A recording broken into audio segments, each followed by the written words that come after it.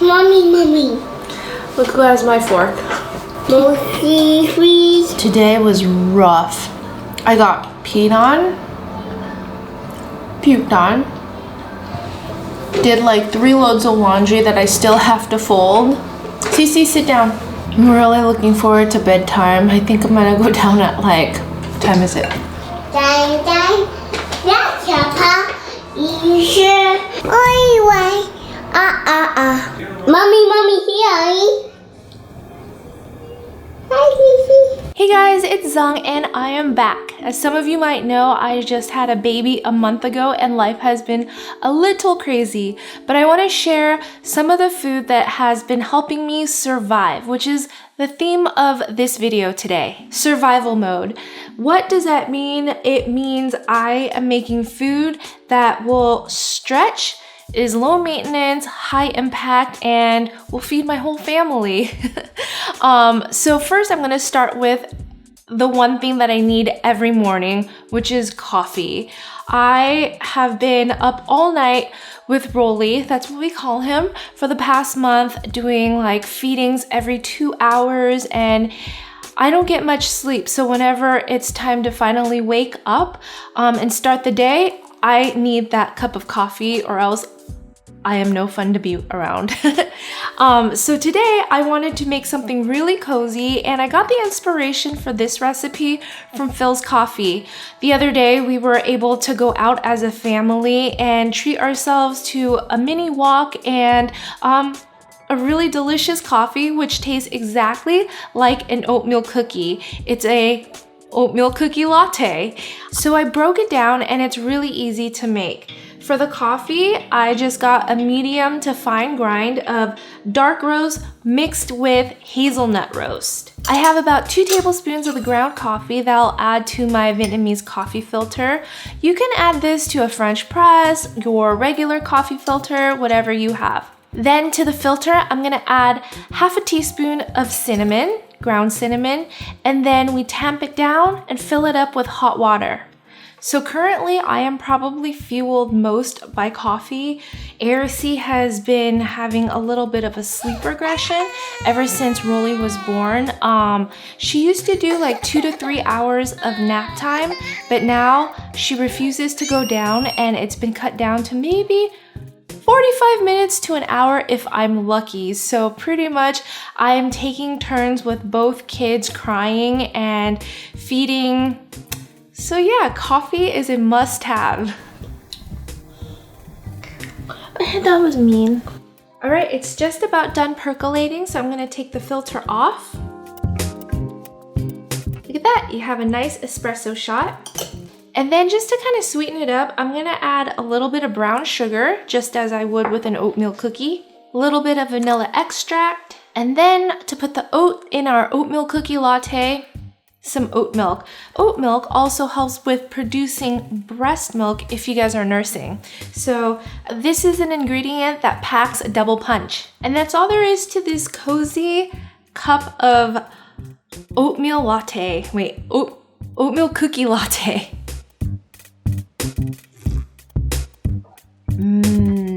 It honestly tastes like a real oatmeal cookie.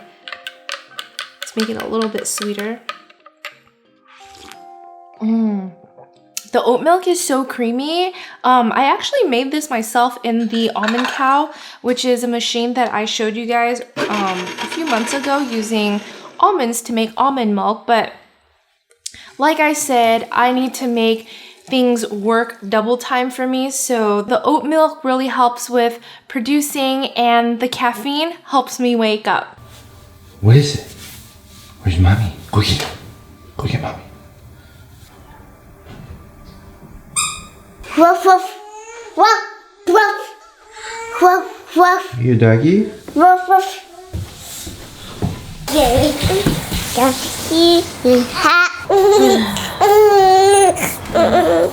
Baby soothing starts another day. He slept okay, actually. I got a 4-hour stretch last night. It was like, no, that's not true. I got a 3-hour stretch. It was 11 to 2:30. Is that 3 hours? Yeah. Luckily, he didn't cry all night. I was really scared about that because I didn't want Aracey to wake up. But she didn't wake up till 6, which is a win. Because I was up since 5:30 and I was just waiting for her to wake up around 5:45, which is the time that she's been waking up. So she gave us an extra 15 minutes. Yay! Show me the dress. Go dancing.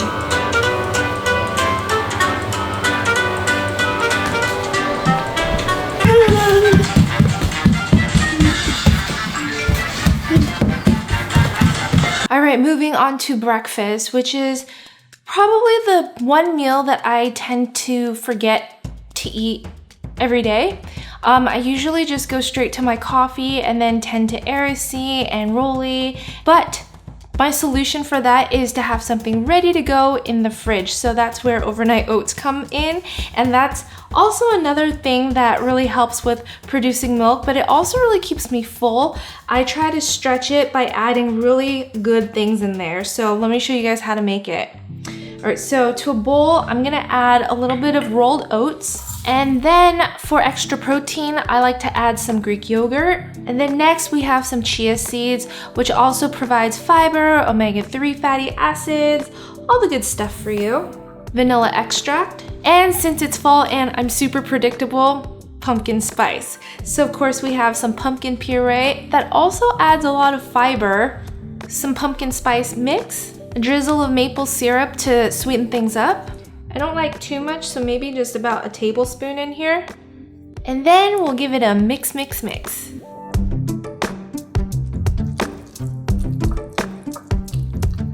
And then finally, I'm adding some more oat milk into it, just to thin it out.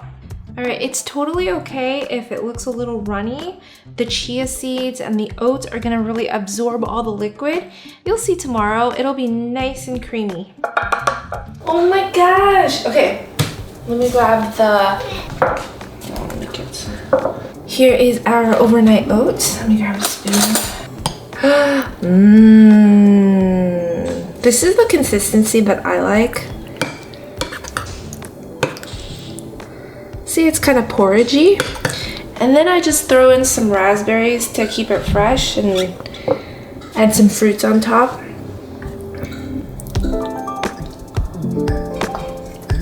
Pumpkin spicy. And these right here, if you guys are wondering, it's my pump. Did you know that they make wireless breast pumps these days? That's like the saving grace for me. I'm not like attached to a wall and having two things hang out of me. I mean, I guess it still attaches, but like I used to have to sit next to a plug for like 20 minutes, whereas here I can move around. It's a game changer. But I actually forgot to charge it last night. But that gives me time to eat. Susie. Raspberry?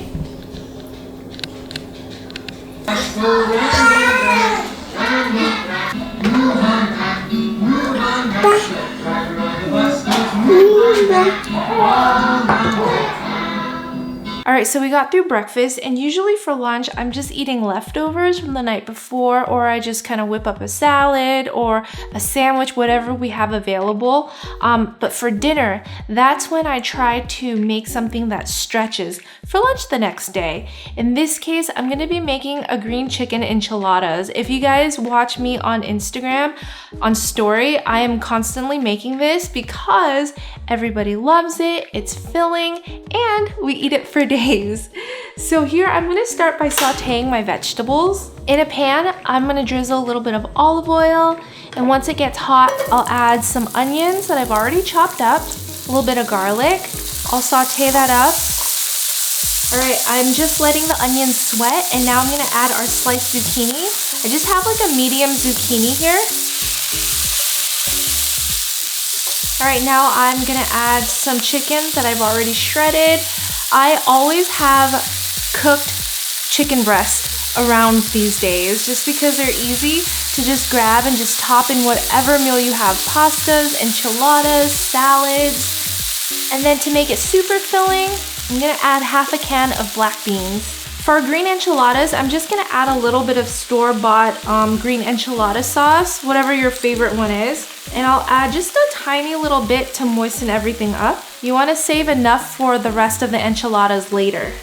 And then a dash of cumin for extra flavor. If you guys watched the last episode with my mom, where she just eyeballs everything, I've adapted that too. For the cumin, I'm just adding probably like half a teaspoon. The chicken was already seasoned with salt and pepper, so I'm not adding anything else in there. Plus, we're gonna have extra sauce for the enchiladas and some cheese, so it's gonna be packed with, it's gonna be like a flavor bomb. And that's it for the cooking. I actually just had a thought after making this. This could totally be used for like a burrito bowl with brown rice and some salsa if you wanted to stretch it even more. All right, let's assemble our enchiladas. So for our enchiladas, I like putting cheese in there too, and I'm gonna be using 2 types of cheese. If you guys have never tried this before, I love stuffing my enchiladas with cream cheese. It just adds like another depth of flavor, and it makes it really nice and just melty, creamy. So I'm just gonna add about half a block of cream cheese to about a cup of shredded Monterey Jack and cheddar. Just mix it up. This way we'll get creamy mixed with melty, the best of both worlds. Okay, then to assemble our enchiladas, I'm just gonna add a thin layer of the enchilada sauce at the bottom of our baking pan so that the tortillas don't stick. Again, just eyeballing it.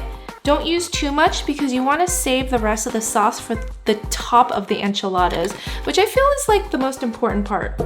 Let me just kind of spread it out and maneuver it. If you need to add a little bit more, feel free to do that. But I think this thin layer is just good enough. Ta-da! Okay, and for the tortillas, there's been a lot of debate over this on my Instagram.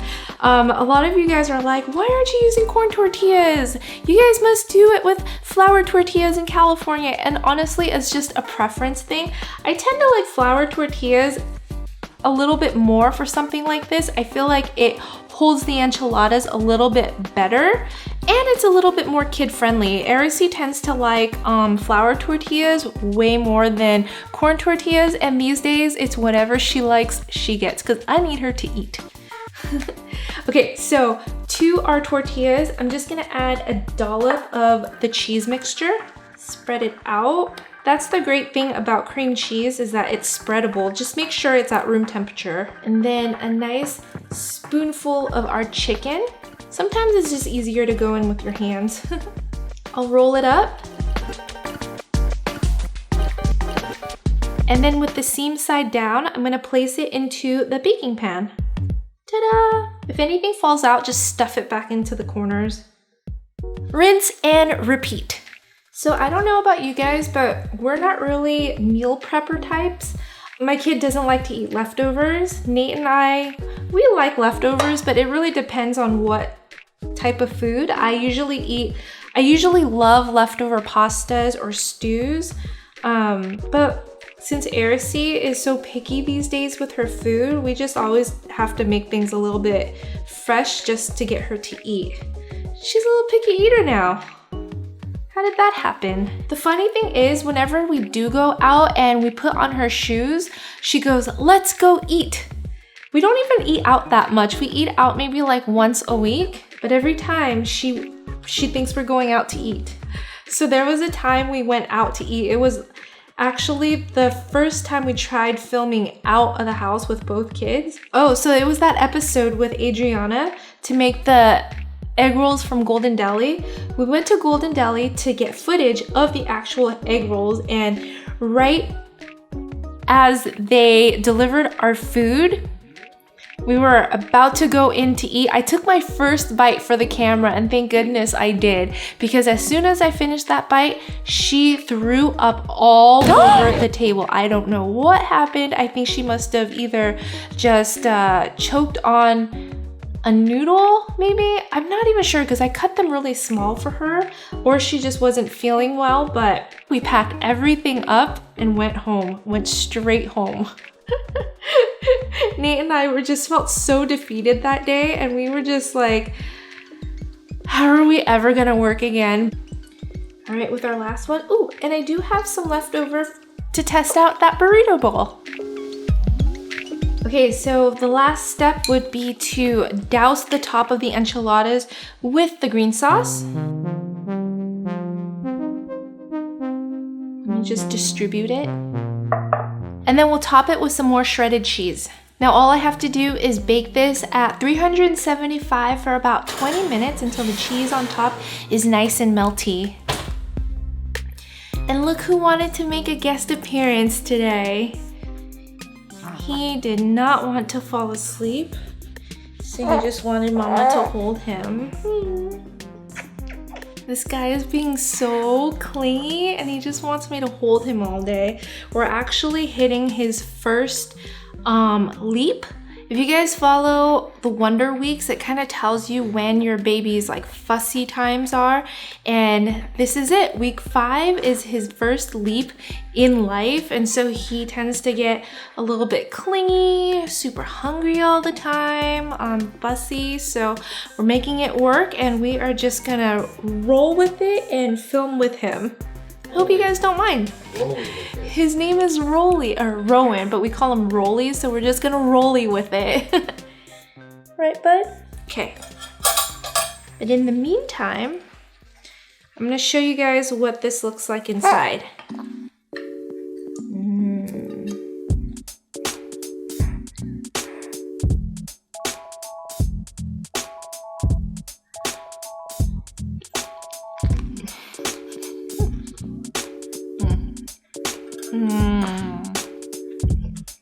It's gonna be so good tomorrow.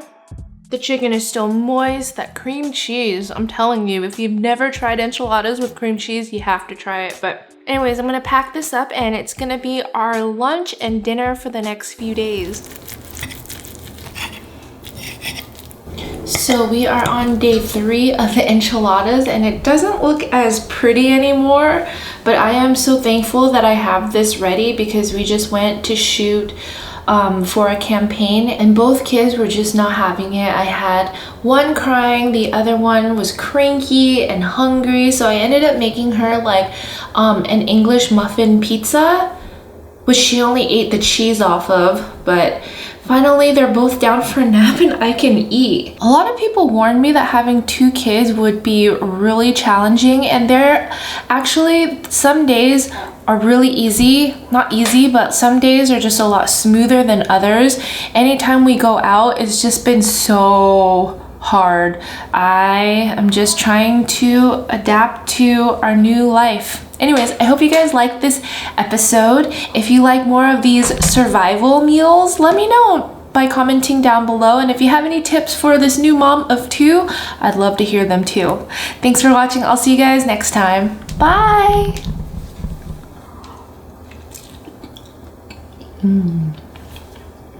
Still really good.